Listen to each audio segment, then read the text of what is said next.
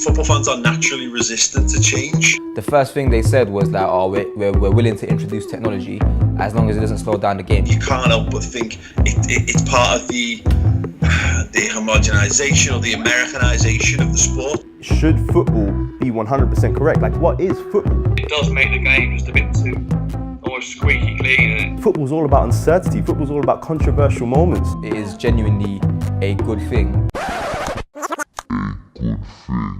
But you don't have to like something for it to be good. It's like, you know, when your mom tells you to eat your greens when you're a kid, you don't want to do it. You know you should, but it doesn't mean you always want to. It was only a matter of time before the conversation around video assistant refereeing went from a what if to what the actual fuck. Those with nut allergies may want to be warned, because here it is in a nutshell. January the 8th, 2018 can be seen as the day it made its debut in competitive football in England when Brighton and Hove Albion took on Crystal Palace in the FA Cup. The method is as follows. 3 people in a room review the footage of an incident from different angles. There is the video assistant referee, who is a current or former referee, an assistant and a playback operator. They must assess whether there is a clear error on the pitch which requires attention. Their involvement can be requested from the on-pitch referee, or they can give a recommendation. The on-pitch referee can either immediately overturn their previous call based on VAR advice, review the incident on a sideline monitor, or stick with their initial decision. The incidents under review are as follows: goals and the violations in the build-up to them, penalties, red cards, or mistaken identity in awarding a card.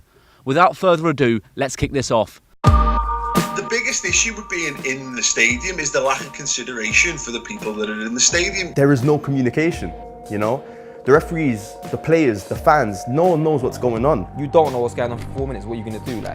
It's like, you know, when there's a lengthy injury and someone's being stretchered off and you're just standing there like, what's going on, what's going on? I was at Anfield watching the West Brom Liverpool game, and the first decision that I really thought was the Craig Dawson header, scored a goal that was disallowed. We thought we'd scored, and we were celebrating, we were going mad, we were enjoying it. And then obviously, I think not having the TVs in the ground at the minute and not being able to see what's going on as a fan's perspective, it killed the atmosphere a little bit, and it wasn't as great a win and a celebration as I'd have wanted it to be. Every single element of football is just hard, it's difficult, it's stressful and it's miserable, and the only release you get is that pure unadulterated joy of seeing your team score a goal. Now if you take that away, or you delay that, or you cast doubt so that you can't throw yourself into it, you start to strip away a bit of the joy of the game. You pay for a ticket to have fun, not to be waiting around for a decision to be made. It was the first time being a football fan in the stadium that I felt like myself being in the stadium was secondary to what was happening, as though we were the live studio audience to a televised production. Despite its effect on the experience of the game, it's given us a chance to review our opinion on referees and their validity. If you look at the statistics, like if you look at Serie A, A-League, Primera Liga, around 90 to 92% of the VAR decisions have been proven to be correct. So the original decisions made by the referees have been proven to be correct. So then it's really a question of, is it worth the time? You started to see hints of it in the Liverpool-West Brom game, is players calling for it after every single tackle, every single missed kick, every single break in play. What happens when the referee doesn't use the decision? Well, he's going to get lambasted, and then so what happens in reverse? Well, he starts using it more often, and then all of a sudden maybe you lead, as I say, worst case scenario to referees going, well, what's the point in me making a decision myself? Because I'm damned if I do and I'm damned if I don't. The main reasons we should be sticking to the VAR is just for the most obvious decisions. And I know referees make mistakes, they do it every week up and down the country, and we know, it happens. As a West Brom fan, I personally feel like I've been on the end of a lot of bad refereeing mistakes. However, it's just part of the game and it's something you got to get on with.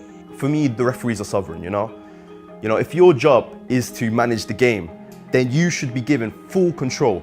This isn't to say that you can't be given help, but the problem with the use of VAR in England is that Martin Atkinson in the Chelsea game, he didn't even get to look at the replay himself. He had to fully depend on a secondary opinion. Essentially, it's just another person looking at it. Football will inevitably be open to interpretation, and one person's penalty might be another person's play on.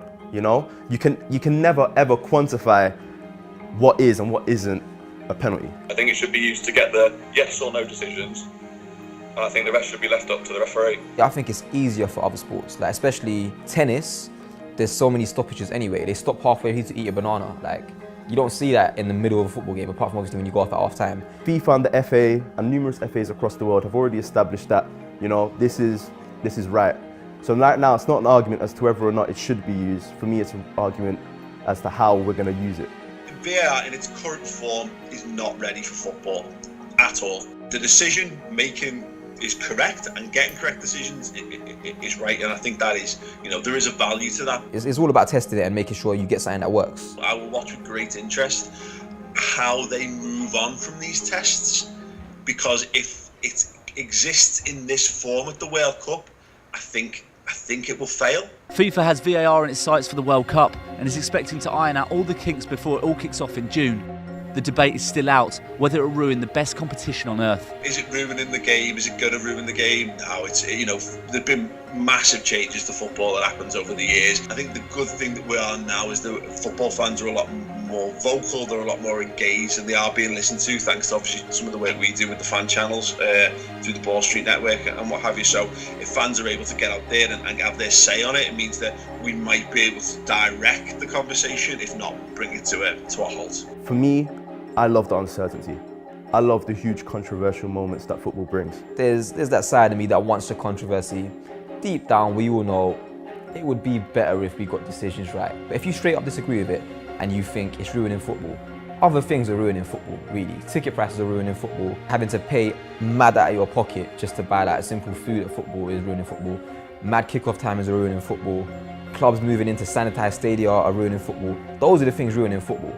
Referees getting a few more decisions right is not ruining football. I do think it could be a very good thing, but I know personally, as a fan being at Anfield, they got it very wrong that night, and it as I say, it did bring a dampener onto what should have been a very, very celebratory night. However you feel about it, I think we can all agree VAR is here to stay.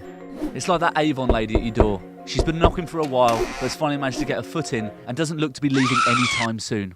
On that note, we want to hear your opinion. So leave a comment telling us how you feel about VAR or any suggestions you would give to the FA before it rears its unformed head in Premier League football.